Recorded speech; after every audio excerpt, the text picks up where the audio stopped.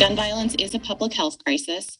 And today, experts were the ones weighing in on the root causes of that problem during today's hearing on the assault weapons ban. Good evening. I'm Jennifer Roscoe. Jessica's off tonight. Earlier this week, survivors of gun violence spoke at the hearing. Today wasn't about emotions, but data that support the ban. Our Capitol reporter Theodora Coulivares is live in our Capitol newsroom, actually live at the Capitol. So, Theodora, what did experts say?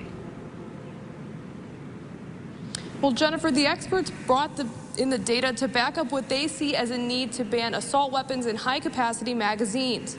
But not everyone is throwing their support behind the measure. Gun violence prevention experts took center stage in the second hearing on an assault weapons and high-capacity magazine ban. Research has shown that bans on these lethal weapons are associated with significant reductions in the rate of fatal mass shooting incidents and victims killed. When assault weapons are used, they have an outsized impact on injury and death. From 1994 to 2004, an assault weapons ban was in place at the federal level. State data shows in those 10 years, gun violence associated with assault weapons went down 40%. However, since the expiration of this ban, the number of mass shooting deaths has grown by nearly 500%. Lawmakers also expressed their views on the ban. There's no place for private ownership of assault-style weapons. I think that is something that is not going to protect your home. But not everyone is on board with the proposal.